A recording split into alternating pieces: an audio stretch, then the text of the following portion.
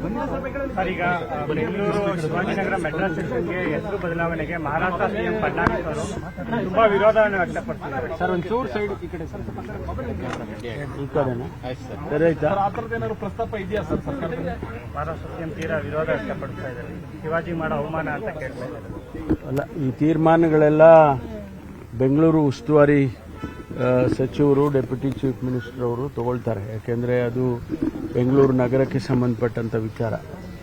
ಅದರಿಂದ ಅವರು ತೀರ್ಮಾನ ಮಾಡ್ತಾರೆ. ಆದರೆ ಫಡ್ನವೀಸ್ ಅವರಿಗೇನು ಆಸಕ್ತಿ ಇದ್ದಕ್ಕಿದ್ದಂಗೆ ಕರ್ನಾಟಕದ ಬಗ್ಗೆ, ಅದರಲ್ಲಿ ಇಲ್ಲಿ ನಮ್ಮ ಬೆಂಗಳೂರಿನ ಬಗ್ಗೆ ಬಂದಿದೆ ಗೊತ್ತಿಲ್ಲ ನನಗೆ. ಮತ್ತೂರು ವಿಚಾರ, ಈಗ ಶಾಂತಿ ಆಗ್ತಾ ಇರುವ ಸಂದರ್ಭದಲ್ಲಿ ಬಿಜೆಪಿ ನಾಯಕರುಗಳು ಎಂಟ್ರಿ ಆಗಿದ್ರು. ನಿನ್ನೆ ಯತ್ನಾಳ್ ಕೂಡ ಹೋಗಿ ಭಾಷಣ ಮಾಡಿದ್ದಾರೆ. ಅವ್ರ ಮೇಲೂ ಕೂಡ ಒಂದು ಎಫ್ಐಆರ್ ಆಗಿದೆ. ಅವರು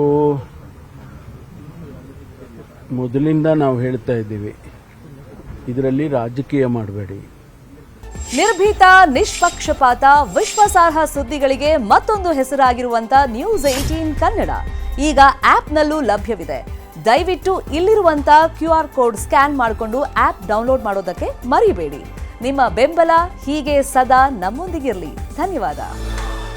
ಪೊಲೀಸ್ ಅವರಿಗೆ ಬಿಡಿ, ಅವ್ರು ಯಾರು ಕಲ್ಲು ಹೊಡೆದ್ರೆ ಅವ್ರನ್ನ ಇಟ್ಕೊಳ್ತಾರೆ, ಅರೆಸ್ಟ್ ಮಾಡ್ತಾರೆ, ಕಾನೂನು ಪ್ರಕಾರ ಕ್ರಮ ತಗೊಳ್ತಾರೆ. ಯಾರೇ ಆಗಿರಲಿ, ಮುಸಲ್ಮಾನ್ ಆಗಿರಲಿ, ಹಿಂದೂ ಆಗಿರಲಿ, ಮತ್ತೊಬ್ಬ ಆಗಿರಲಿ, ಯಾರೇ ಕಾನೂನು ವಿರುದ್ಧವಾಗಿ ಮಾಡಿದರೆ ಅವ್ರ ಮೇಲೆ ಕ್ರಮ ತಗೊಳ್ತಾರೆ. ಅವ್ರಿಗೆ ಬಿಟ್ಬಿಡ್ಬೇಕು ಪೊಲೀಸ್ನವರಿಗೆ. ಅದು ಬಿಟ್ಟು ಇವರುಗಳು ಹೋಗಿ ಪ್ರಚೋದನಕಾರಿಯಾಗಿ ಭಾಷಣ ಮಾಡಿ ಮತ್ತೆ ಜನರನ್ನೆಲ್ಲ ಹೆಬ್ಬಿಸಿ ಈ ರೀತಿ ಮಾಡ್ತಕ್ಕಂಥದ್ದು ಸರಿ ಇಲ್ಲ. ಅದು ಹೋಗಿ ಭಾಳ ವೀರಾವೇಶದಲ್ಲಿ ಮಾತಾಡಿ ಬಳಸಬಾರ್ದಂಥ ಪದಗಳನ್ನೆಲ್ಲ ಬಳಸೋದ್ರಿಂದ ಏನವರು ಅಚೀವ್ ಮಾಡ್ತಾರೆ ಗೊತ್ತಿಲ್ಲ. ಇದರಲ್ಲಿ ಒಂದಂತೂ ನಿಜ, ರಾಜಕೀಯ ಕಾರಣಕ್ಕಾಗಿ ಅವರು ಇದೆಲ್ಲ ಮಾಡ್ತಿದ್ದಾರೆ ಅನ್ನೋದು ಸ್ಪಷ್ಟವಾಗಿ ಕಾಣಿಸುತ್ತೆ. ಅದು ಬಿಟ್ಟರೆ ಬೇರೆ ಏನಿಲ್ಲ. ಸರ್, ಮಂಗಳೂರಲ್ಲಿ ಇದೇ ರೀತಿ ಮಾಡಿ ಮಂಗಳೂರಲ್ಲೇ ಪ್ರತಿನಿತ್ಯ ಒಂದೊಂದು ಕೊಲೆಗಳಾಗ್ತಾ ಇತ್ತು, ಆ ಕಡೆಯಿಂದ ಈ ಕಡೆಯಿಂದ. ಮಂಡೇನೂ ಅದೇ ರೀತಿ ಮಾಡಕ್ ಹೊರಟಿದ್ದಾರೆ. ಅಲ್ಲ, ನಾವು ಅಷ್ಟು ಸುಲಭನಾಗಿ ಅದನ್ನ ಆಗೋಕ್ಕೆ ಬಿಟ್ಬಿಡ್ತೀವ? ಅಷ್ಟು ಸುಲಭನಾಗಿ ಅವರು ರಾಜ್ಯ ಎಲ್ಲ ಈ ರೀತಿ ಮಾಡೋದಕ್ಕೆ ಬಿಡೋದಿಲ್ಲ. ಸರ್, ASPನ ಟ್ರಾನ್ಸ್ಫರ್ ಮಾಡಲಾಗಿದೆ ಸರ್ ಈ ಪ್ರಕರಣದಲ್ಲಿ. ಇಂಟರ್ನಲಿ ಎಲ್ಲಿ ಲ್ಯಾಬ್ಸ್ ಕಂಡಿದೆ, ಡಿಪಾರ್ಟ್ಮೆಂಟಲ್ಲಿ ಯಾವುದು ಲ್ಯಾಬ್ಸ್ ಕಂಡಿದೆ ಅದಕ್ಕೆ ಕ್ರಮ ತಗೊಳ್ಳೇಬೇಕಲ್ಲ.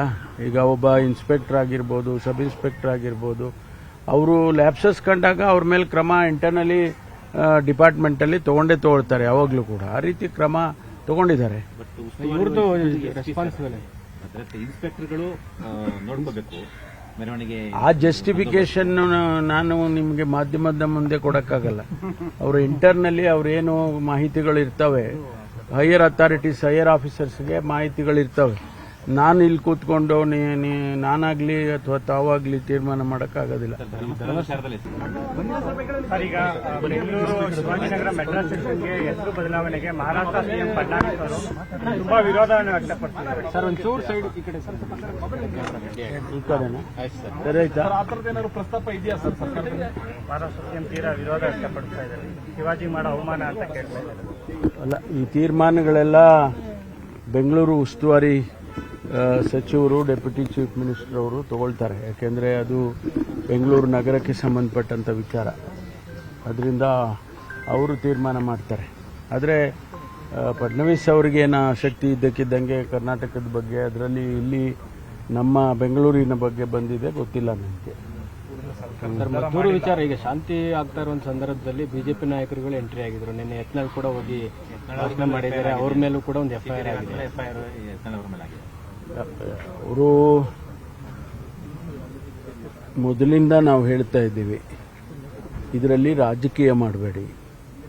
ಪೊಲೀಸ್ ಅವರಿಗೆ ಬಿಡಿ, ಅವ್ರು ಯಾರು ಕಲ್ಲು ಹೊಡೆದ್ರೆ ಅವ್ರನ್ನ ಇಟ್ಕೊಳ್ತಾರೆ, ಅರೆಸ್ಟ್ ಮಾಡ್ತಾರೆ, ಕಾನೂನು ಪ್ರಕಾರ ಕ್ರಮ ತಗೊಳ್ತಾರೆ. ಯಾರೇ ಆಗಿರಲಿ, ಮುಸಲ್ಮಾನ್ ಆಗಿರಲಿ, ಹಿಂದೂ ಆಗಿರಲಿ, ಮತ್ತೊಬ್ಬ ಆಗಿರಲಿ, ಯಾರೇ ಕಾನೂನು ವಿರುದ್ಧವಾಗಿ ಮಾಡಿದರೆ ಅವ್ರ ಮೇಲೆ ಕ್ರಮ ತಗೊಳ್ತಾರೆ.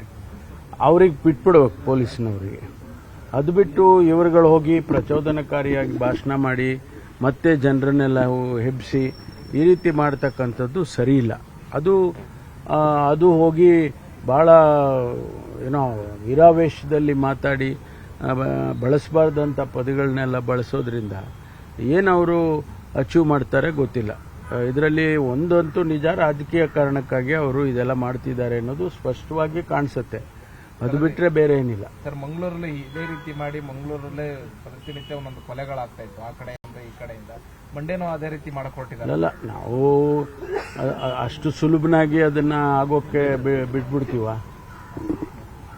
ಅಷ್ಟು ಸುಲಭನಾಗಿ ಅವರು ರಾಜ್ಯ ಎಲ್ಲ ಈ ರೀತಿ ಮಾಡೋದಕ್ಕೆ ಬಿಡೋದಿಲ್ಲ.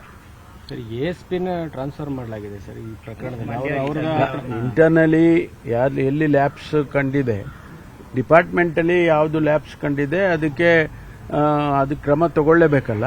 ಈಗ ಒಬ್ಬ ಇನ್ಸ್ಪೆಕ್ಟರ್ ಆಗಿರ್ಬೋದು, ಸಬ್ ಇನ್ಸ್ಪೆಕ್ಟರ್ ಆಗಿರ್ಬೋದು, ಅವರು ಲ್ಯಾಬ್ಸಸ್ ಕಂಡಾಗ ಅವ್ರ ಮೇಲೆ ಕ್ರಮ ಇಂಟರ್ನಲಿ ಡಿಪಾರ್ಟ್ಮೆಂಟಲ್ಲಿ ತಗೊಳ್ತಾರೆ ಯಾವಾಗಲೂ ಕೂಡ. ಆ ರೀತಿ ಕ್ರಮ ತಗೊಂಡಿದ್ದಾರೆ.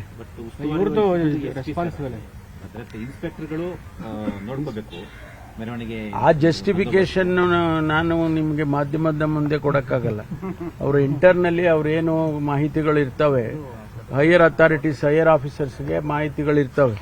ನಾನು ಇಲ್ಲಿ ಕೂತ್ಕೊಂಡು ನಾನಾಗ್ಲಿ ಅಥವಾ ತಾವಾಗ್ಲಿ ತೀರ್ಮಾನ ಮಾಡಕ್ಕಾಗೋದಿಲ್ಲ.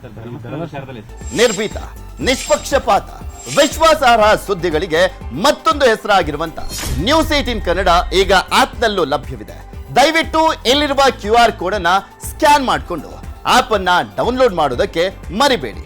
ನಿಮ್ಮ ಬೆಂಬಲ ಹೀಗೆ ಸದಾ ನಮ್ಮೊಂದಿಗಿರಲಿ. ಧನ್ಯವಾದ.